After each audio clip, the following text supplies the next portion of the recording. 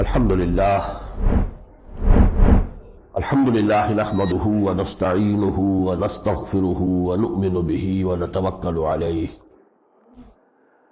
ونعوذ بالله من شرور أنفسنا ومن سيئات أعمالنا من يهده الله فلا مضل له ومن يضلله فلا هادي له ونشهد أن لا إله إلا الله وحده لا شريك له ونشهد أن سيدنا ومولانا محمدا عبده ورسوله أرسله بالهدى ودين الحق ليظهره على الدين كله وكفى بالله شهيدا فصلى الله عليه وعلى آله وأصحابه وسلم تسليما كثيرا كثيرا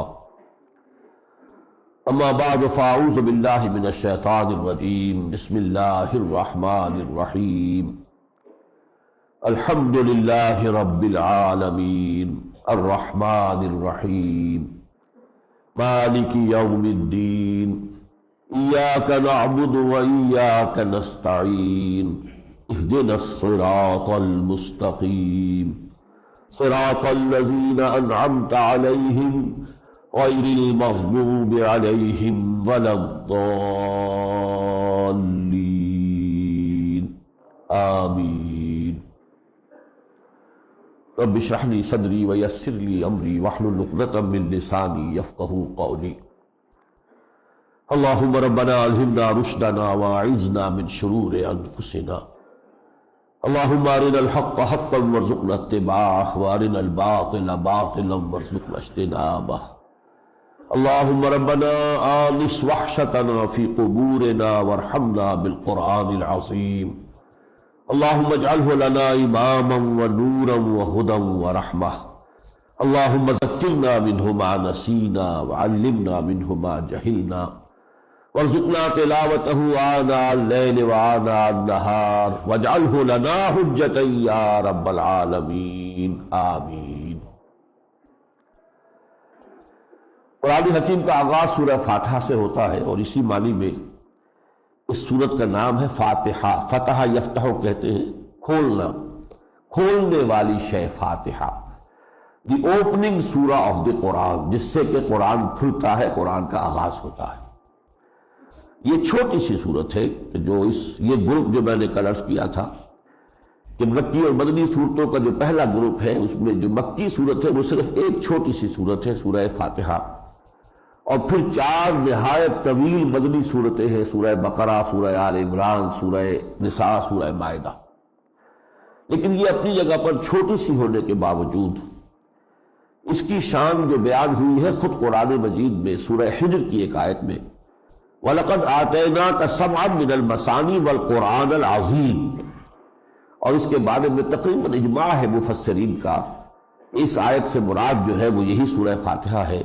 اے محمد ہم نے آپ کو 7 عطا کی ہے دہرائی جانے والیاں، کیونکہ یہ 7 آیات ہیں کہ جو ہر نماز کی رکعت کے اندر ہر رکعت میں دہرائی جاتی ہے۔ یہ گویا کہ مسلمان کا وظیفہ ہے۔ ہم خواہ کوئی دوسرے قسم کے وظائف کی تلاش میں رہتے ہیں، وظیفہ تو یہ ہے جو اللہ نے ہمیں عطا کیا ہے۔ روزانہ آپ سمجھیے کہ ایک مسلمان جو نماز کا پابند ہے کم سے کم 25-30 مرتبہ تو اس سورہ مبارکہ کو وہ پڑھتا ہے پورے ہر روز۔ اس حوالے سے وَلَقَدْ آتَيْنَاكَ سَبْعًا مِنَ الْمَثَانِي وَالْقُرْآنَ الْعَظِيمَ، یہ قرآن عظیم ہے، اپنی جگہ پر مکمل قرآن ہے، اسی لیے اس کا نام ام القرآن بھی ہے، اساس القرآن بھی ہے۔ یہ اس اعتبار سے اس کے بے شمار نام ہیں۔ یہ سورہ کافیہ بھی ہے، شافیہ بھی ہے۔ بہرحال اس کی شان اور اس کی جو قدر و منزلت ہے اس کے بیان کا اس وقت موقع نہیں ہے۔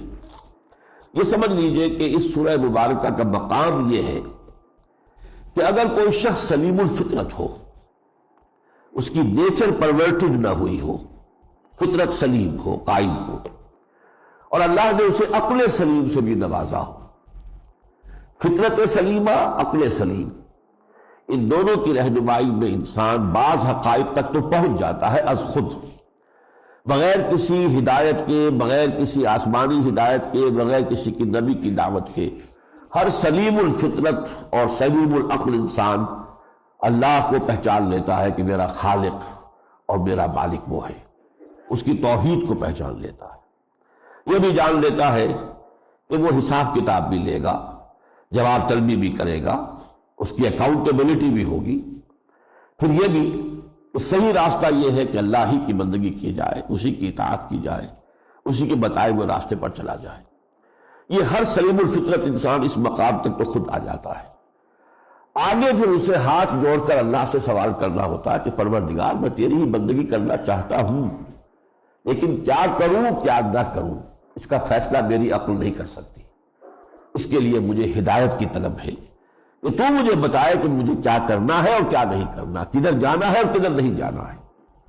گویا کہ اس مقام پر سمجھیے کہ ایک سلیم الفطرت اور سلیم العقل انسان یہاں پہنچ کر اب اللہ سے ہدایت کی درخواست کر رہا ہے، اور اس ہدایت کی درخواست کے جواب میں اب قرآن نازل ہو رہا ہے کہ یہ ہے ہدایت۔ الف لام میم ذالک الکتاب لا ریب فیہ ھدی للمتقین، یہ ہدایت ہے کہ جو ہم نے نازل کر دی ہے۔ اس کو ایک اور طریقے سے سمجھیے کہ تقریباً 2/3 قرآن نازل ہو چکا تھا جبکہ سورہ بقرہ نازل ہو رہی ہے، اور اس 2/3 قرآن کے ذریعے سے ایمان کے بنیادی حقائق تو واضح ہو چکے تھے، لیکن ابھی شریعت کی تفصیلات نہیں رہی تھی، اور چونکہ شریعت کی تفصیلات مدنی صورتوں میں آ رہی ہے، سورہ بقرہ، سورہ آل عمران، سورہ نساء، سورہ مائدہ، تو گویا کہ ان کے سے پہلے اس سورہ مبارکہ کا یہاں رکھ دیا جانا، یہ گویا کہ مکی اور مدنی قرآن کے مابین ایک فصل بنتا ہے۔ اس سورہ مبارکہ کی 7 آیتیں ہیں۔ ہماری نماز کا یہ جزو لازم ہے۔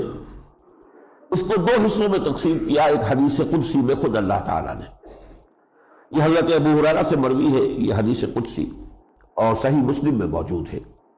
اللہ تعالیٰ فرماتا ہے قسمت الصلاۃ بینی و بین عبدی نصفین، میں نے نماز کو، صلاۃ کو، یعنی اس سورہ مبارکہ کو، یہی الصلاۃ ہے در حقیقت، اور یہ ہماری نماز کا جزو لازم ہے۔ لا صلاۃ لمن لم یقرأ بفاتحۃ الکتاب، جو اس کی تلاوت نہیں کرتا، اس کی قرأت نہیں کرتا، اس کی کوئی نماز ہی نہیں ہے۔ تو اللہ فرماتا کہ میں نے اسے اپنے اور اپنے بندے کے مابین 2 برابر حصوں میں تقسیم کر لیا ہے۔ فنصفہ لی، اس سورت کا نصف میرے لیے ہے، ونصفہ لعبدی، اور اس کا نصف آخر جو ہے وہ میرے بندے کے لیے ہے، ولعبدی ما سأل، اور میرے بندے کے لیے ہے، میں نے اسے عطا کیا جو اس نے مانگا۔ اس کی پھر تشریح کی ہے محمد رسول اللہ صلی اللہ علیہ وسلم نے، وہ میں بعد میں عرض کروں گا، پہلے اس کا رواں ترجمہ کر لیجئے، تفصیل میں جانے کا موقع نہیں ہے۔ ایک لفظ میں جو بھی امکانات ہیں میں ان سب کو دہراتا چلا جاؤں گا۔ الحمدللہ رب العالمین، کل شکر، کل ثنا، کل تعریف اس اللہ کے لیے ہے جو تمام جہانوں کا پروردگار ہے، آقا ہے، مالک ہے۔ الرحمن الرحیم، رحمان ہے کہ اس کی رحمت ٹھاٹھے مارتے ہوئے سمندر کے مانند ہے، اور رحیم ہے کہ اس کی رحمت میں دوام ہے، تسلسل ہے۔ مالک یوم الدین، وہ جزا و سزا کے دن کا مالک اور مختار مطلق ہے۔ وہ دن جب کہ فیصلے ہوں گے کہ کون کامیاب ہوا کون ناکام، ذالک یوم التغابن، وہ ہے ہار اور جیت کے فیصلے کا دن۔ اس دن کا مختار مطلق، لمن الملک اليوم للہ الواحد القہار مالک یوم الدین۔ اب یہ 3 آیتیں جو ہے نوٹ کیجئے، اس میں اللہ کی ثنا ہے، حمد ہے، تمجید ہے۔ لہذا اس حدیث میں جو میں جس کا ذکر ابھی کر رہا تھا آتا ہے، حضور نے فرمایا اذا یقول العبد الحمدللہ رب العالمین، یقول اللہ تعالی، جب بندہ یہ کہتا الحمدللہ رب العالمین تو اللہ فرماتا ہے حمدنی عبدی، میرے بندے نے میری حمد کی۔ وَإِذَا يَقُولُ الرَّحْمَنُ الرَّحِيمُ، یقول اللہ، جب بندہ کہتا ہے الرحمن الرحیم، اللہ کہتا ہے اثنى علی عبدی، میرے بندے نے میری ثنا کی۔ جب بندہ کہتا ہے مالک یوم الدین، اللہ فرماتا ہے مجدنی عبدی، میرے بندے نے میری تمجید، میری بزرگی کا اقرار کیا۔ یہ تینوں چیزیں اللہ کے لیے ہیں، اور یہ 3 آیات مل کر عربی گرامر کے روح سے ایک جملہ بنتا ہے، الحمدللہ رب العالمین الرحمن الرحیم مالک یوم الدین۔ آیتیں 3 ہیں، جملہ 1 ہے۔ اب اگلا جملہ جو ہے اور چوتھی آیت، ایاک نعبد و ایاک نستعین، پروردگار ہم تیری ہی بندگی کرتے ہیں اور کریں گے، اور تجھ ہی سے مدد چاہتے ہیں اور چاہیں گے۔ اب یہ معاہدہ ہے، جب بندہ یہ آیت پڑھتا ہے تو اللہ فرماتا ہے ھذا ما بینی و بین عبدی، یہ میرے اور میرے بندے کے مابین ہے۔ اب یہ کووننٹ ہے، یہ ایک معاہدہ ہے، یہ ایک میثاق ہے۔ بندہ اپنے پروردگار سے عہد کر رہا ہے تیری ہی بندگی کروں گا، اور اسی سے چاہتا ہے کہ تو مدد کر، اس لیے کہ تیری بندگی کرنے کا فیصلہ کر لینا آسان ہے، بالفعل بندگی کے تقاضوں کو پورا کرنا آسان نہیں ہے۔ تمہیں گویم مسلمانم بلرزم کہ دانم مشکلات لا الہ رہا، لہذا میرا سہارا اگر ہے تو صرف یہ کہ تو خود مدد فرمائے۔ اس کو فرمایا کہ یہ میرے اور میرے بندے کے مابین ہے۔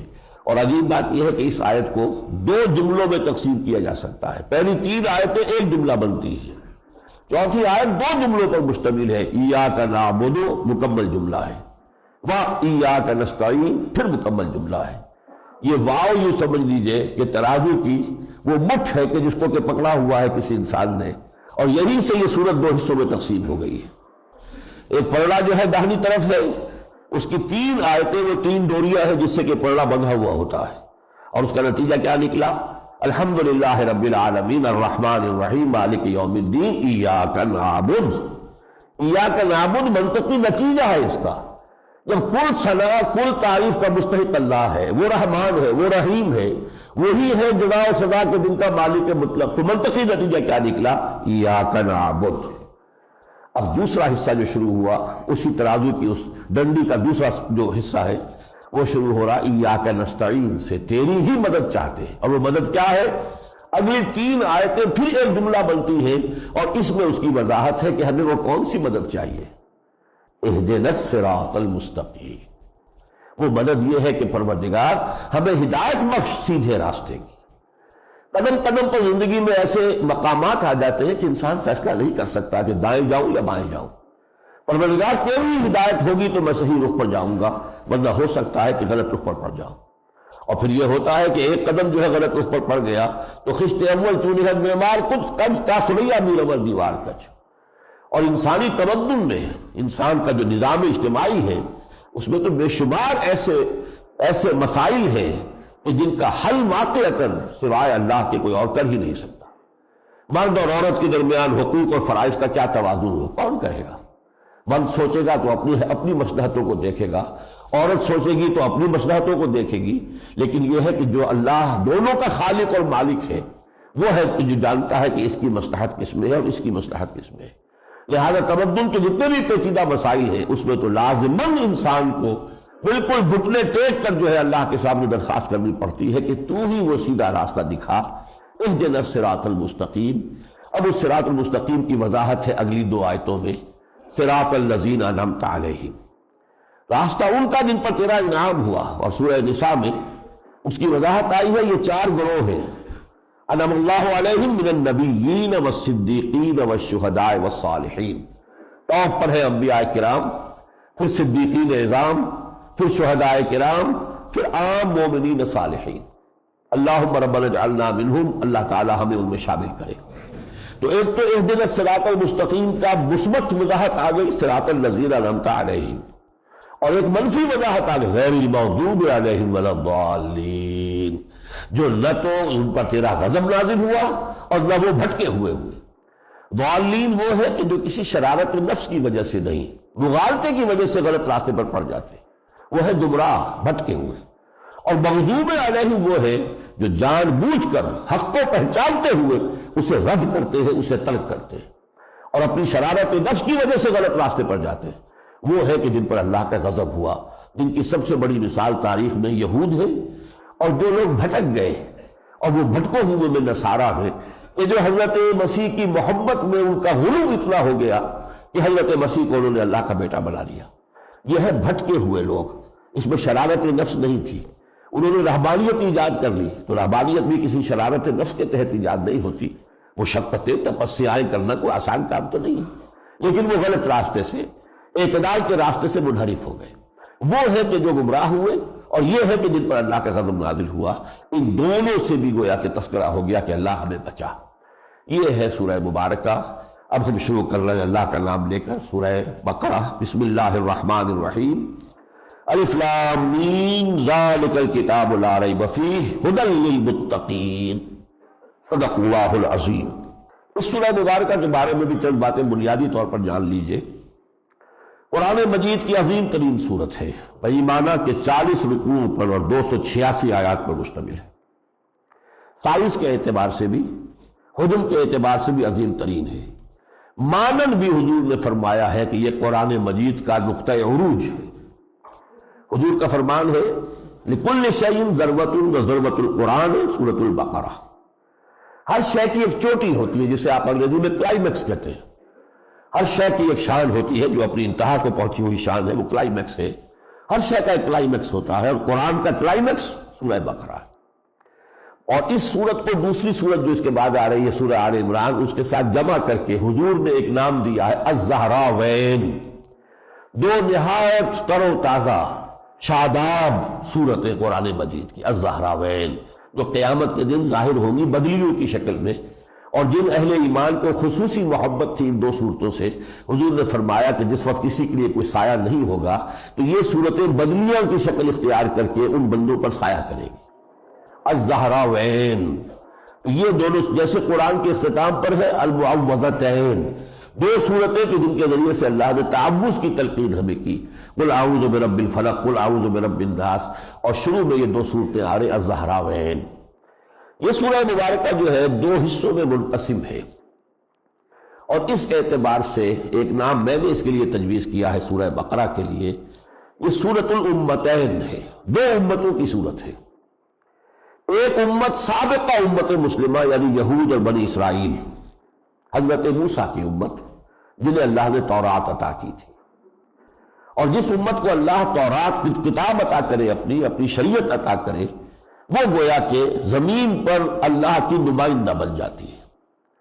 یہ زمین پر اللہ کی نمائندگی کا منصب بنی اسرائیل کو 2000 برس تک حاصل رہا ہے۔ یہ باتیں اچھی طرح سمجھنے کی ہے۔ وہ جو غالب کا ایک شعر ہے کہ ریختہ کہ ایک تم ہی استاد نہیں ہو غالب، سنتے ہیں اگلے زمانے میں کوئی میر بھی تھا۔ تو امت مسلمہ صرف ہم نہیں ہیں، ہم سے پہلے ایک امت تھی، اور وہ بڑی عظیم امت تھی جس کے بارے میں آج ہی ہم پڑھیں گے کہ ہم نے وَأَنِّي فَضَّلْتُكُمْ عَلَى الْعَالَمِينَ، میں نے تمہیں تمام جہان والوں پر فضیلت عطا کی۔ تو بنی اسرائیل جو ہے وہ ایک بڑی امت تھی، وہ سابقہ امت مسلمہ ہے، لیکن یہ کہ اس سے خطاب ہے نصف اول میں، یا براہ راست خطاب ہے، اور یا یہ کہ اس کا روح سخن، باتیں جنرلائزڈ ہے، عمومی انداز میں ہے، لیکن روح سخن اصلاً جو ہے یہود کی طرف ہے، بنی اسرائیل کی طرف ہے۔ یہ پہلا حصہ ہے 18 رکوعوں پر مشتمل، اس کے بعد 22 رکوع ہے۔ یہ جو ذرا اس میں فرق ہو گیا ہے کہ برابر نہیں ہے تقسیم، اس کی اختلافی ہو جاتی ہے کہ پہلا حصہ اگرچہ رکوع 18 ہے لیکن آیات 152 ہے، دوسرے حصے میں رکوع اگرچہ 22 ہے لیکن آیات 134 ہے۔ آیات کم ہے، پہلے حصے میں زیادہ ہے، رکوع پہلے حصے کے کم ہے، دوسرے حصے کے زیادہ ہے، تو تقریباً مساوی ہے یہ دو حصے۔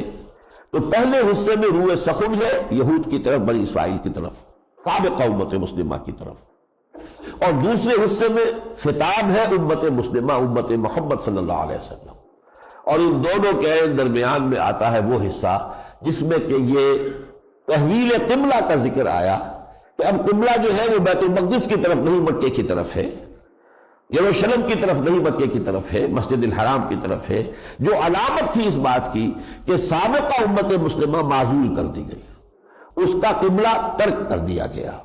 اب یہ امت محمد صلی اللہ علیہ وسلم یہ اس مقام پر فائز کی گئی ہے، یہ نصب کی گئی ہے جس مقام پر 2000 برس تک سابقہ امت مسلمہ یعنی یہود فائز رہے تھے۔ اس اعتبار سے یہ سورہ مبارکہ جو ہے میں نے عرض کیا کہ سورۃ الامتین، دو امتوں کی صورت ہے، اس لیے کہ جیسے قرآن مجید میں ایک مقام پر آیا ہے وَإِنْ أَرَدْتُمْ اسْتِبْدَالَ زَوْجٍ مَكَانَ زَوْجٍ، اگر کوئی شخص طے بھی کر لیتا ہے کہ اپنی ایک بیوی کو طلاق دے کر کوئی دوسری شادی وہ کر لے، اسی طرح یہاں کیا ہے کہ اللہ تعالیٰ نے ایک امت کو ترک کیا ہے اور دوسری امت کو اختیار کیا ہے، ایک کو معزول کیا ہے دوسری کو فائز کیا ہے۔ امت سابقہ معزول کی گئی، امت محمد صلی اللہ علیہ وسلم اس مقام پر فائز کی گئی۔ اس اعتبار سے ان دو حصوں میں سے آج ہم کوشش کریں گے، اللہ تعالیٰ اس کو پورا کرانے والا ہے، کہ ہم پہلا حصہ آج مکمل کر لیں جو 18 رکوعوں پر مشتمل ہے۔ یہ جو 18 رکوع ہے اب ان کی بھی ایک سب ڈویژن ہے، اور یہ ورٹیکل سب ڈویژن ہے، 4 رکوع پھر 10 رکوع پھر 4 رکوع۔ پہلے 4 رکوع انتہائی جامع ہے قرآن مجید میں، اور یوں سمجھیے کہ پورے مکی قرآن کا خلاصہ ان میں آ گیا ہے، اس لیے کہ 2/3 قرآن مکی ہے، 1/3 مدنی ہے۔ تو جب سورہ بقرہ نازل ہوئی تو 2/3 قرآن پہلے نازل ہو چکا تھا، اگرچہ وہ صف میں پہلے یہ آ رہی ہے، لیکن ترتیب نزولی میں تو وہ قرآن مجید کی وہ صورتیں جو ہے کہ جو مکی ہیں وہ پہلے تھی، یہاں پر ان کا خلاصہ رکھ دیا گیا۔ اس کے بعد خطاب شروع ہو جاتا ہے براہ راست بنی اسرائیل سے، وہ 10 رکوع ہے مسلسل، ان میں بھی ایک تقسیم ہے جو بعد میں بتاؤں گا، اور پھر 4 رکوع آتے ہیں جو تحویل، امامت کی بھی تحویل ہے اور قبلے کی بھی تحویل ہے۔ اب جو امام ہے وہ امت سابقہ نہیں بلکہ امت مسلمہ، امت محمد ہے صلی اللہ علیہ وسلم۔ اس جو پہلے 4 رکوع ہیں ان میں سے پہلے 2 رکوع میں 3 قسم کے انسانوں کی تشریح بیان کی گئی۔ الف لام میم ذالک الکتاب لا ریب فیہ ھدی للمتقین، یہ کتاب کن لوگوں کے لیے ہدایت ہے، یا کن لوگوں نے اس سے اصل ہدایت اخذ کی ہے، ان کے اوصاف کیا ہیں؟ ان کے اوصاف کیا ہیں؟ الذین یؤمنون بالغیب، وہ غیب پر ایمان اور یقین رکھتے ہیں، ویقیمون الصلاۃ، نماز قائم کرتے ہیں، ومما رزقناہم ينفقون، جو کچھ ہم نے انہیں دیا ہے اس میں سے خرچ کرتے ہیں، والذین یؤمنون بما انزل الیک وما انزل من قبلک، اے نبی وہ لوگ جو ایمان رکھتے ہیں اس پر بھی کہ جو آپ پر نازل کیا جا رہا ہے، اور اس پر بھی کہ جو آپ سے پہلے نازل کیا گیا تھا، تورات اور انجیل پر بھی ہمارا ایمان ہے، وبالآخرۃ ہم یوقنون، اور آخرت پر وہ یقین رکھتے ہیں۔ یہ لفظ خاص طور پر نوٹ کرنے کا ہے، یقین، اس لیے کہ انسان کے کردار پر جو شے اثر انداز ہوتی ہے وہ ایمان بالآخرہ ہے۔ آخرت کا یقین ہے تو عمل درست ہوگا، اور یقین نہیں ہے عمل درست نہیں ہوگا، لہذا یہاں اس کے لیے لفظ ایمان سے آگے بڑھ کر لفظ یقین استعمال کیا گیا۔ اس کے بعد فرمایا اولئک علی ھدی من ربہم، ان صفات کے حامل لوگ ہیں کہ جو اپنے رب کی جانب سے ہدایت پر فائز ہیں۔ یہاں آپ کے دل سے دعا نکلنی چاہیے، اور جب بھی آپ سنیں یہ الفاظ تو یہ دعا کیجئے، اللہم ربنا اجعلنا منہم، اے اللہ ہمیں بھی اس زمرے میں شریک فرما دے، ہمیں ان کے ساتھ شامل فرما دے۔ وَأُولَٰئِكَ هُمُ الْمُفْلِحُونَ، اور یہی ہے وہ لوگ جو آخری کامیابی سے سر ہمکنار ہونے والے ہیں۔ یہ ایک قسم کے لوگ ہو گئے۔ دوسری قسم کے لوگ ان الذین کفروا سواء علیہم انذرتہم ام لم تنذرہم لا یؤمنون، جن لوگوں نے کفر کیا، مراد ہے خاص وہ لوگ کہ جو 2/3 قرآن سننے کے باوجود ایمان نہیں لائے۔ ابو جہل ہے، ابو لہب ہے، یہ جو مکے میں وہ لوگ سرداران قریش تھے جو اپنے کفر پر اڑ گئے، ضد اور تعصب ہٹ دمی کی وجہ سے، تکبر کی وجہ سے، جن لوگوں نے یہ روش اختیار کی ہے، سواء علیہم انذرتہم ام لم تنذرہم لا یؤمنون، اے نبی ان کے حق میں بالکل برابر ہے، خواہ آپ ان کو انذار فرمائیں نہ فرمائیں، وہ اب ایمان لانے والے نہیں ہیں، کیونکہ ختم اللہ علی قلوبہم وعلی سمعہم وعلی ابصارہم غشاوہ، اللہ نے ان کے دلوں پر مہر کر دی ہے، ان کے کفر کی وجہ سے، ان کے تکبر کی وجہ سے، ان کے حسد کی وجہ سے، ان کی ضد کی وجہ سے اب ان کے دلوں پر مہر لگ گئی ہے، دلوں پر بھی اور ان کے کانوں پر بھی مہر لگ گئی ہے، اور ان کے آنکھوں کے آگے پردے ڈال دیے گئے ہیں، وعلی ابصارہم غشاوہ ولہم عذاب عظیم، ان کے لیے دردناک عذاب ہے، بہت بڑا عذاب ہے۔ اس آیت کو سننے کے بعد کہیے الحمدللہ الذی لم یجعلنا منہم، ہم چونکہ مسلمان ہیں، اللہ نے ہمیں مسلمانوں کے گھروں میں پیدا کیا ہے، ہم ان کے زمرے میں سے نہیں ہیں، تو کل حمد اور شکر اس اللہ کا ہے جس نے ہمیں ان میں سے نہیں بنایا، ہمیں ان سے ہٹا کر امت مسلمہ میں پیدا فرما دیا، یا اگر کوئی نو مسلم ہے تو اس نے ہمیں توفیق دے دی کہ ہم نے اسلام کو اختیار کر لیا۔ اس کے بعد آ رہا ہے تیسرا گروہ، بین وَمِنَ النَّاسِ مَن يَقُولُ آمَنَّا بِاللَّهِ وَبِالْيَوْمِ الْآخِرِ وَمَا هُم بِمُؤْمِنِينَ، کچھ لوگ ایسے بھی ہیں جو کہتے تو ہیں کہ ہم اللہ پر اور یوم آخر پر ایمان رکھتے ہیں، حقیقت میں ایمان نہیں رکھتے۔ اب یہ کون لوگ ہیں؟ اچھی طرح سمجھ لیجئے کہ اس وقت کے معاشرے میں 2 طبقات ایسے موجود تھے جن پر کہ یہ آیات منطبق ہوتی ہیں۔ ایک تھے یہود کے علماء، وہ کہتے تھے ہم بھی مومن ہیں، اللہ کو مانتے ہیں، یوم آخر کو مانتے ہیں، صرف محمد کو نہیں مانا تو کیا ہو گیا؟ جب ہم نے اللہ کو مان لیا، آخرت کو مان لیا تو ہم بھی مومن ہیں، ہمیں بھی ماننا چاہیے، تمہیں تسلیم کرنا چاہیے کہ ہم مومن ہیں۔ اور دوسرے منافقین تھے کہ جو زبان سے کہتے تھے کہ ہم ایمان رکھتے ہیں لیکن ان کے دل جو ہے ایمان سے خالی تھے، یہ ان کا بیان ہو رہا ہے، اور اس کے پہلے ہی میں کہہ رہا ہوں کہ اس کو تو سنتے ہوئے پڑھتے ہوئے بار بار آپ کے دل سے یہ دعا نکلنی چاہیے، اللہم ربنا لا تجعلنا منہم، پروردگار ہمیں ان میں شامل نہ کر دیجو۔ اس لیے کہ اہل ایمان کی علامت یہی ہے کہ وہ نفاق سے ڈرتے رہتے ہیں اور نفاق سے اللہ کی پناہ طلب کرتے رہتے ہیں۔ انہیں کبھی یہ خیال نہیں ہوتا کہ ہم تو نفاق سے بری ہیں، بلکہ جہاں ایمان ہوتا ہے وہی نفاق کا اندیشہ ہوتا ہے۔ جس کے پاس دولت ہوتی ہے اسی کو چوری اور ڈاکے کا اندیشہ ہوتا ہے، جس کے پاس دولت ہے ہی نہیں اسے کسی چوری کا۔ دعا دیتا ہوں راہزن کو، راہ کھٹکا نہ چوری کا۔ لہذا یہ کہ ہمیشہ اس نفاق سے اللہ کی پناہ طلب کرتے رہنا چاہیے۔ یخادعون اللہ والذین آمنوا وما یخدعون الا انفسهم، وہ دھوکہ دے رہے ہیں، چاہتے ہیں اللہ کو اور اہل ایمان کو دھوکہ دینا، حقیقت میں وہ اپنے آپ کو دھوکہ دے رہے ہیں۔ وما یشعرون، لیکن انہیں اس کا شعور نہیں ہے۔ فی قلوبہم مرض، ان کے دل میں مرض ہے، روگ ہے۔ وہ روگ کیا ہے؟ دنیا کی محبت۔ اچھی طرح جان دیجیے، نفاق کی بنیاد دنیا کی محبت۔ ایمان کچھ تقاضے کرتا ہے، آؤ میدان میں خرچ کرو اللہ کی راہ میں، نکلو اللہ کی راہ میں جہاد کے لیے، اور دنیا کی محبت جو ہے اس کو روکتی ہے۔ ایمان مجھے کھینچے ہے تو روکے ہے مجھے کفر، کعبہ میرے آگے ہے کلیسا میرے پیچھے۔ یہ ہے وہ شے کہ جو انسان کو نفاق کے راستے پر لے جاتی ہے۔ فزادہم اللہ مرضا، اللہ نے ان کے مرض میں اضافہ کر دیا، اور مرض کا اضافہ جو ہے یہی دنیا کی محبت کا مرض جو ہے یہی بڑھ کر نفاق کے مرض کی صورت اختیار کرتا ہے۔ اس رکوع میں بڑی تفصیل کے ساتھ ان کی گفتگو ہوئی ہے، لیکن چونکہ آپ کو معلوم ہے کہ اس وقت ہمیں سلیکٹو معاملہ کرنا ہے، تو میں نے 2 رکوعوں کے بارے میں صرف یہ عرض کر دیا کہ 3 قسم کے اشخاص کا تذکرہ ہے۔ ایک کے بارے میں آپ کہیے اللہم ربنا اجعلنا منہم، دوسرے کے بارے میں اللہ کا شکر ادا کیجئے الحمدللہ الذی لم یجعلنا منہم، اور تیسرے کے بارے میں دعا کرتے رہیے ربنا لا تجعلنا منہم۔ تیسرے رکوع میں پھر قرآن مجید کا جو فلسفہ ہے اس کا خلاصہ ہے، قرآن کی دعوت کا خلاصہ ہے۔ قرآن کی دعوت کے 3 امور ہیں، اللہ کو مانو، اس کی بندگی اختیار کرو، قرآن کو مانو، محمد کو مانو صلی اللہ علیہ وسلم، اور بعث بعد الموت کو مانو، جنت اور دوزخ کو مانو۔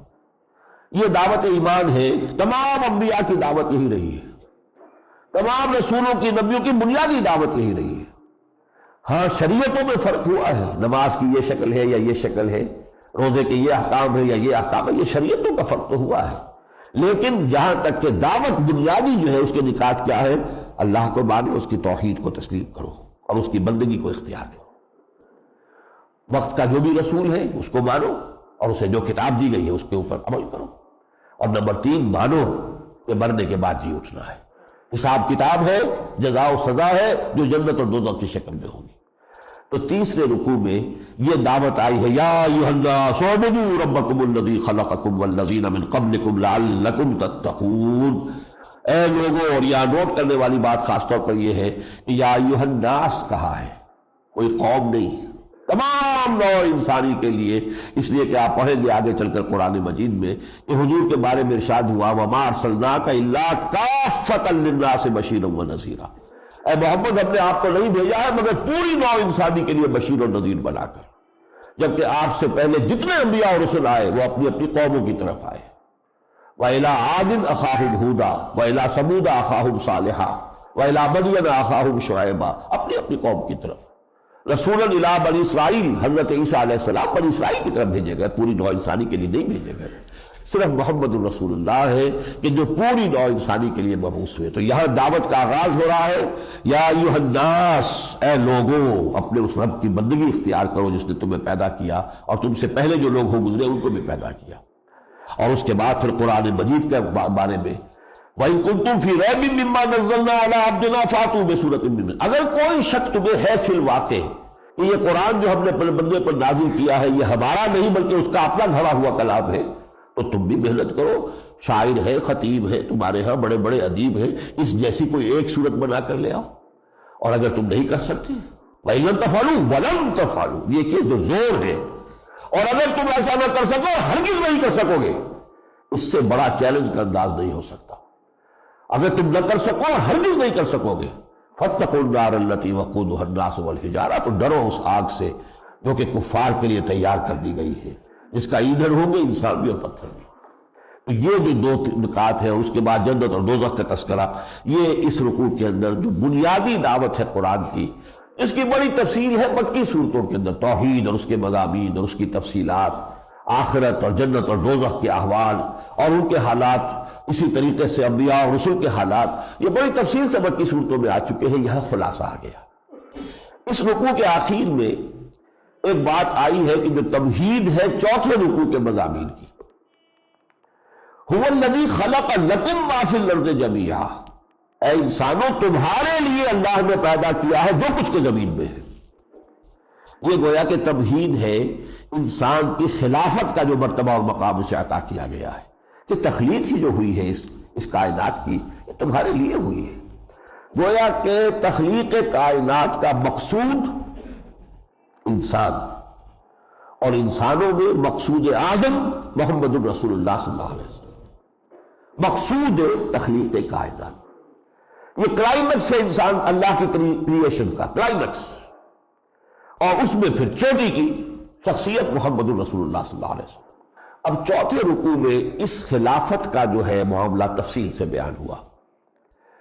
سب سے پہلے تو یہ کہ اللہ تعالیٰ نے فرشتوں سے ذکر کیا کہ ہم زمین میں خلیفہ بنانے والے ہیں۔ انہوں نے، اب اسے ہم اعتراض نہیں کہہ سکتے، استفہاماً سمجھنے کے لیے انہوں نے کہا کہ کیا ایسی شخصیت کی جو وہاں فساد مچائے گی، خونریزی کرے گی؟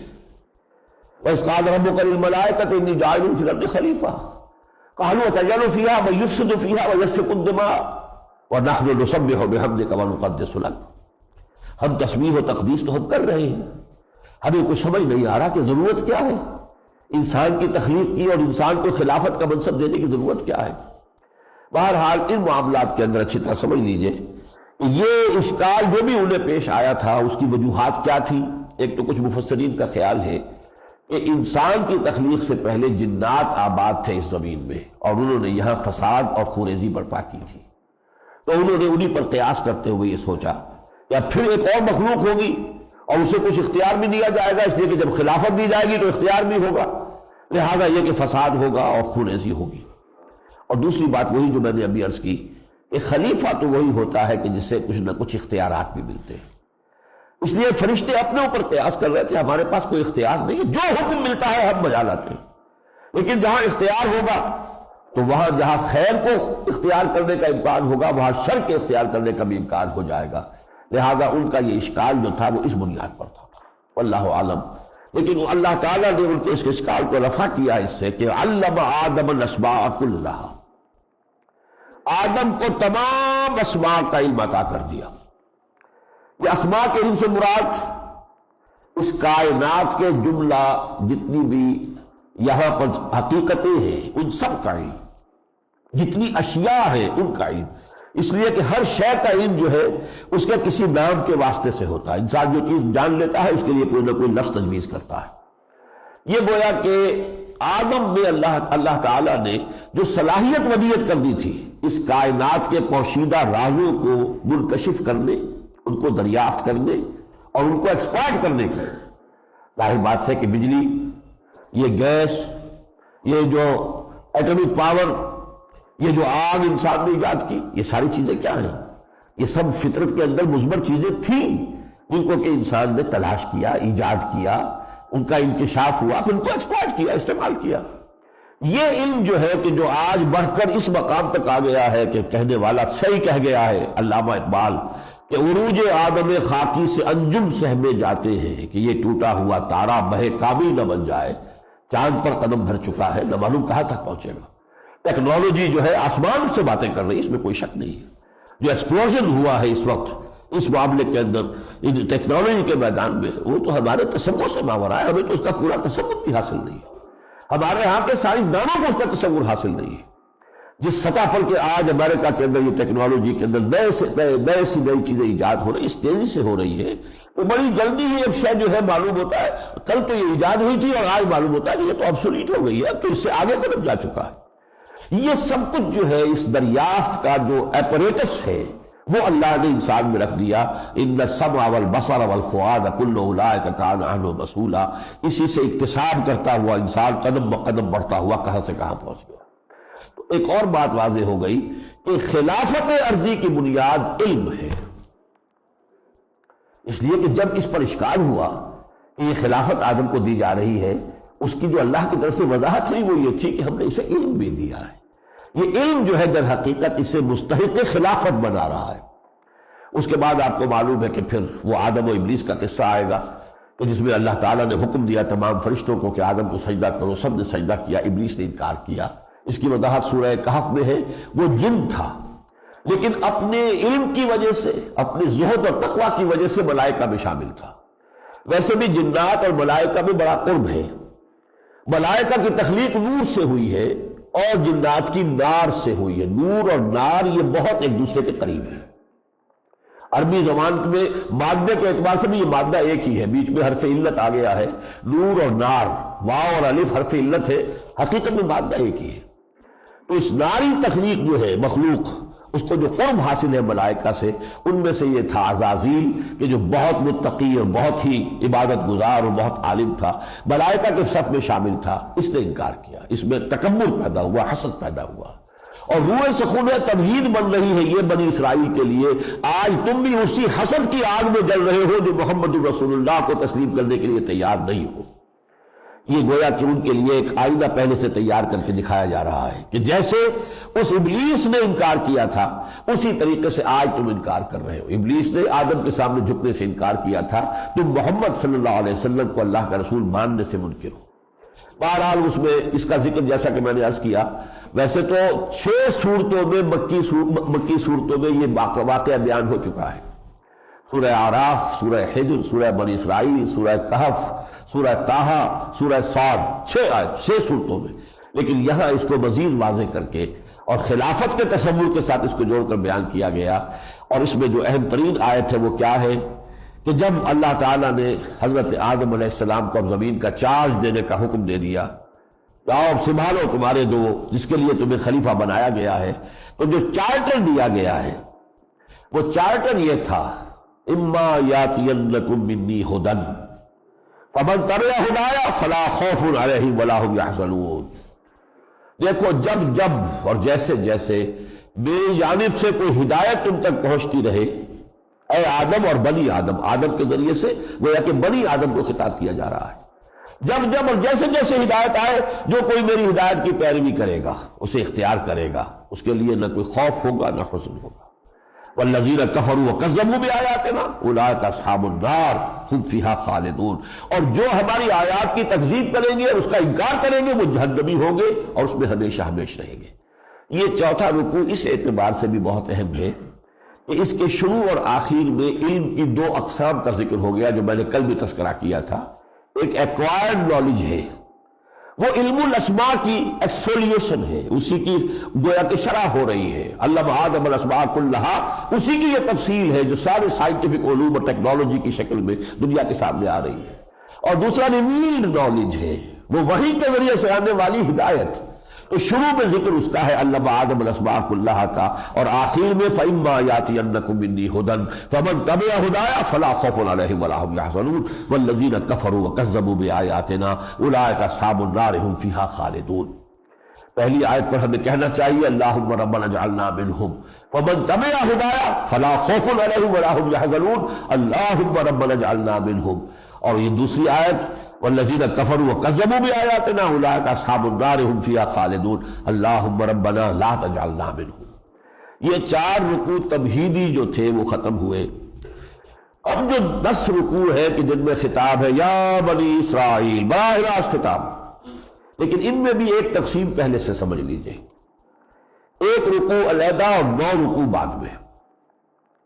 پہلے رکوع میں دعوت دی گئی ہے بنی اسرائیل کو حضور پر ایمان لانے کی، بڑی پرجوش، پرزور، مدلل، جس میں دلیل بھی ہے اپیل بھی ہے، ایمان لاؤ اور اس کا انکار نہ کرو۔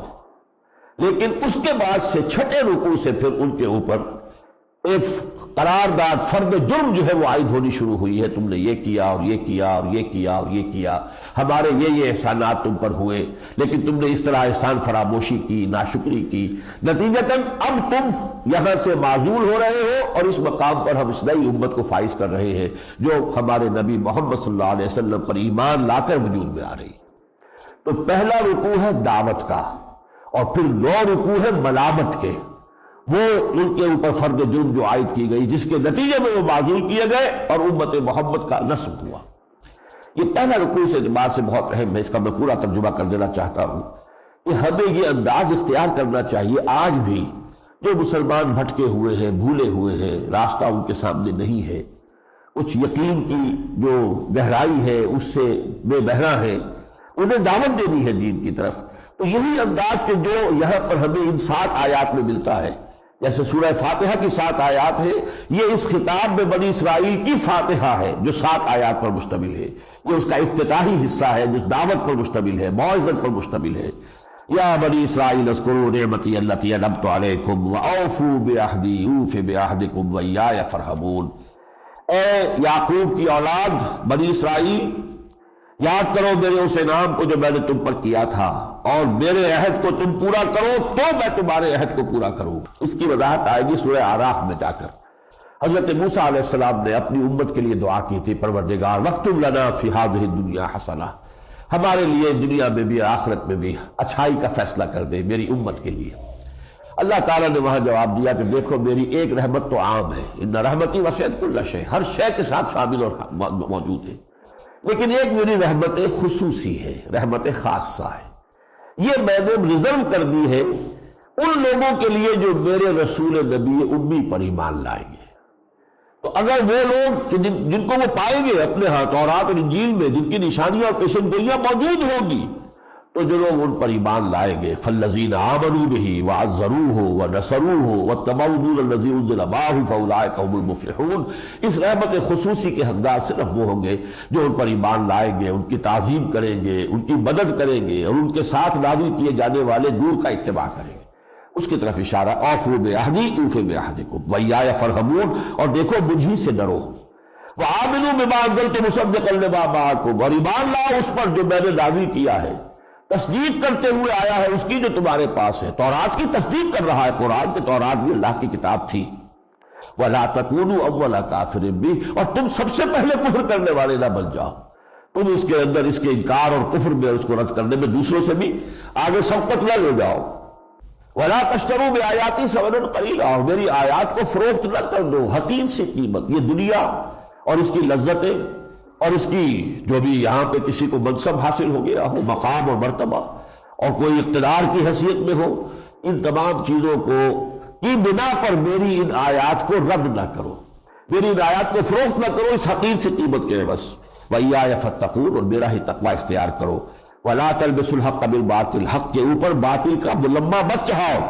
وَتَكْتُمُوا الْحَقَّ، اور حق کو مت چھپاؤ، وَأَنْتُمْ تَعْلَمُونَ، جانتے بوجھتے۔ اس لیے کہ قرآن بار بار کہتا ہے کہ خاص طور پر جو علماء یہود تھے وہ حضور کو ایسے پہچانتے تھے جیسے اپنی اولاد کو پہچانتے تھے، یعرفونہ کما یعرفون ابناءہم، اس کے باوجود جان بوجھ کر انہوں نے حضور کا انکار کیا۔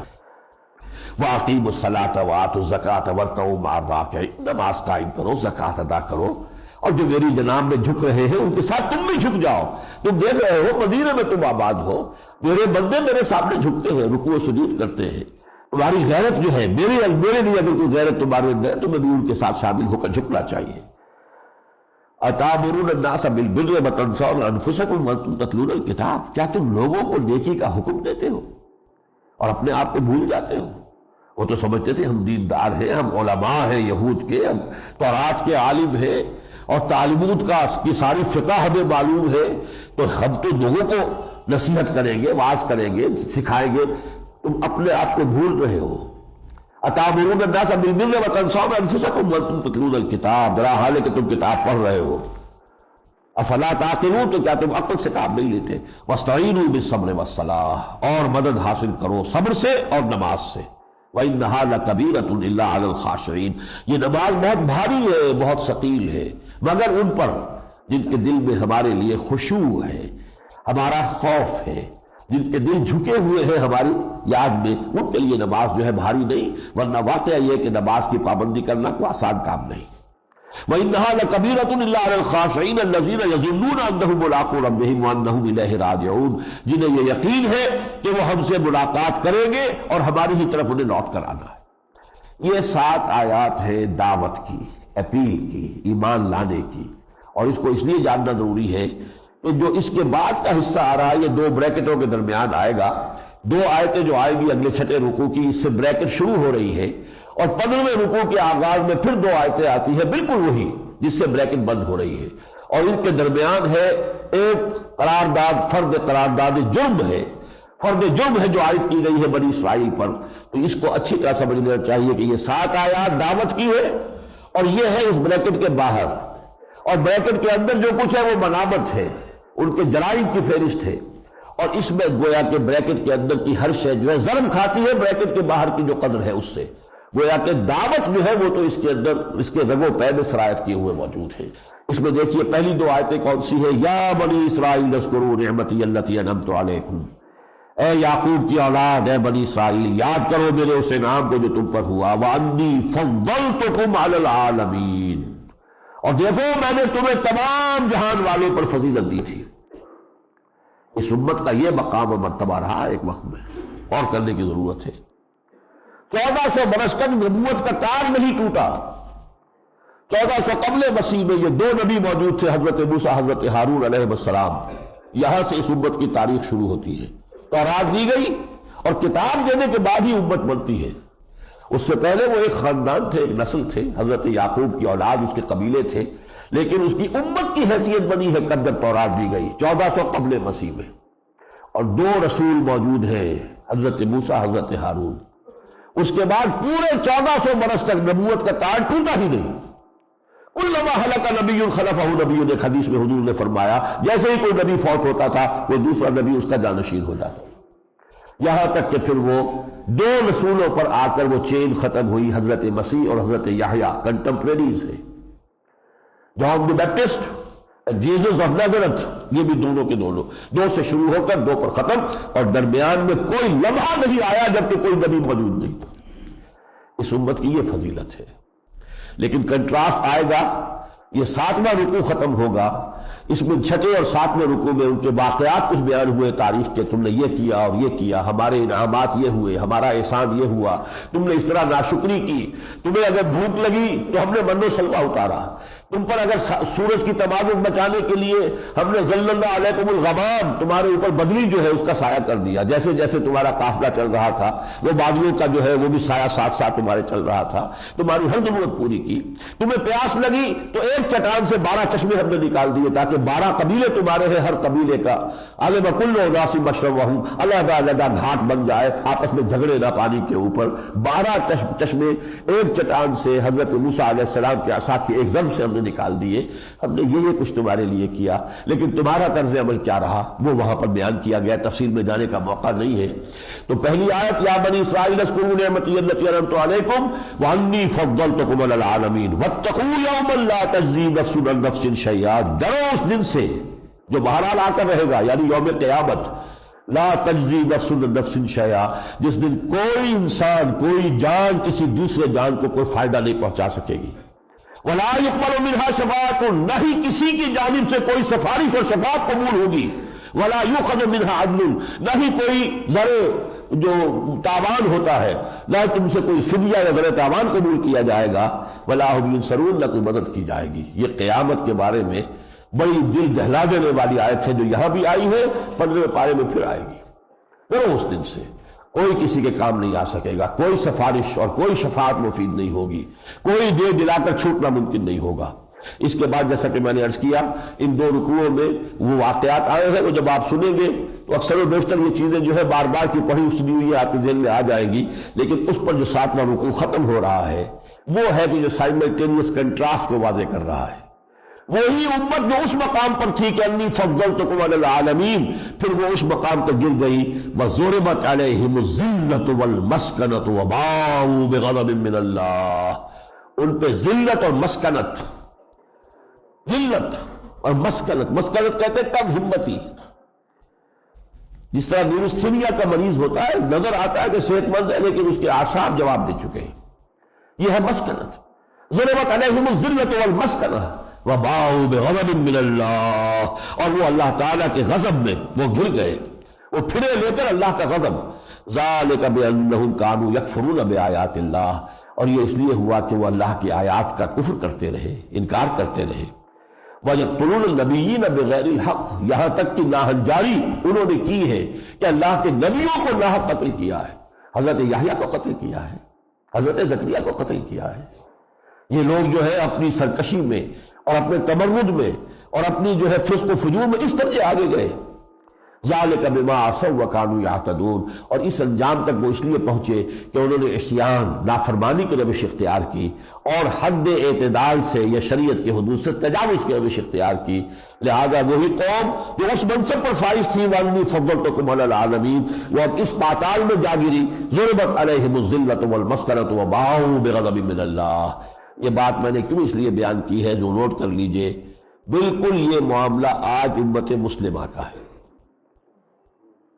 وہ امت مسلمہ جسے خیر امت بھی کہا گیا سورہ آل عمران میں، کنتم خیر امت اخرجت للناس، اب اس کی جگہ ہم نے لینی تھی۔ اور وَكَذَلِكَ جَعَلْنَاكُمْ أُمَّةً وَسَطًا لِتَكُونُوا شُهَدَاءَ عَلَى النَّاسِ وَيَكُونَ الرَّسُولُ عَلَيْكُمْ شَهِيدًا، لیکن اپنی بے اعمالی بلکہ بد اعمالی کی وجہ سے آج ہم کہاں پہنچے ہوئے؟ دنیا میں ہر 5واں انسان کلمہ گو ہے۔ 1/5 of total world population consists of Muslims۔ کتنا بڑا ایریا ہے زمین کا جو ہمارے قدموں تلے ہے، کتنے ریسورسز ہیں کہ جن کے خزانے اللہ نے ہمارے قدموں تلے رکھے ہوئے ہیں۔